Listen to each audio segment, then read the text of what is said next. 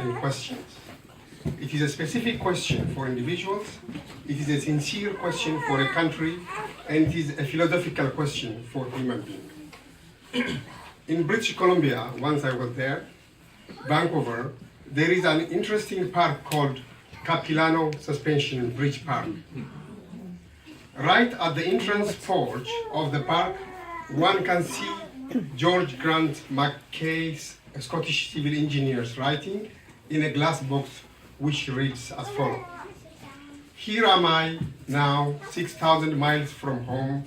It is a magnificent country and far exceeds my expectations in every way. I am very glad I came out. George tried to answer in 1888 Mary Jo's question, which she borrowed it from Shemshian chief. The challenge of the question is far stronger, deeper, and philosophical than George Grant Mackay's account. The Greek philosopher Socrates used to walk through the streets and marketplaces of Athens, teaching his students. He used to say to them, "You must understand yourself. You must understand yourself. You must understand yourself." Then one day a student said, "But do you understand yourself?" "No, I don't understand myself. I don't know myself," Socrates replied.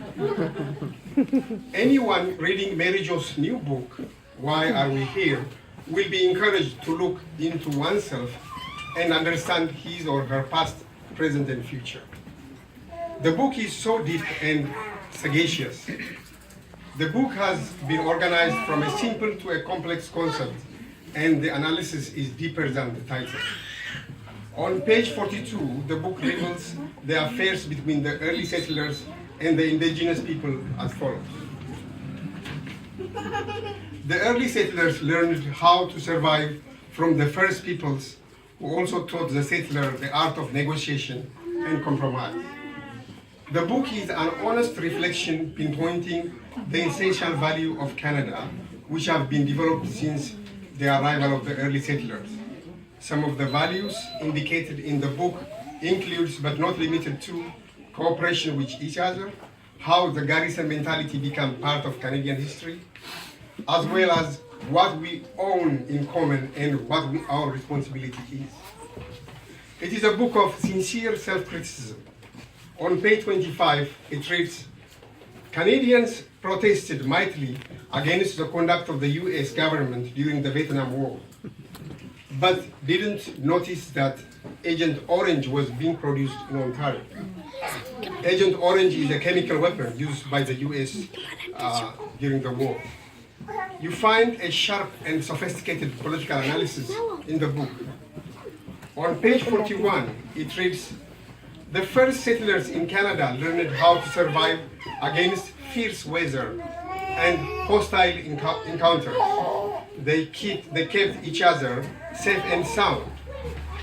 This experience laid the foundation of core of the public policies now called the social safety net. I said above, the book is a question for humanity. On page 56, the book reads, the earth is not something that we human beings own or manufacture. The earth is a work of creation, a gift of the Creator. I know Mary Jo is a social scientist, but she has also found a way to bring science closer to the social science. On page 74, it says, quantum physics has given us new insight into an older and static view of the world, namely that things and beings are connected in a network of energy and life. Human power is also generated in the process of social and political interaction. Mary Jo didn't stop asking important questions in this book. The book has reflected the past, present, and the future. In her future deliberation, she wrote the following. In Canada, many engaged in a sincere effort of truth and reconciliation with the indigenous people of this country. This process is necessary.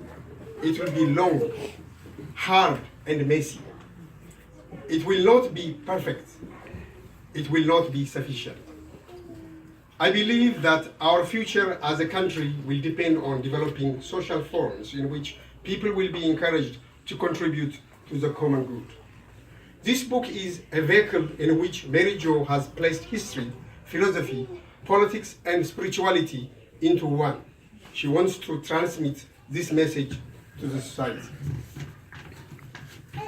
Some of her philosophy of life is reflected in this deep meditation.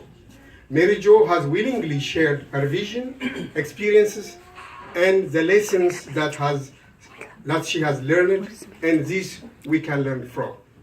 I believe this provocative book is a true contribution to human knowledge and Canadian social history. Finally, I would like to say few words about the cover of this book. Young Nowell, who paints this art. Young Nowell's artwork is dominated by green color, as you can see that greens are much here. And green color dominated.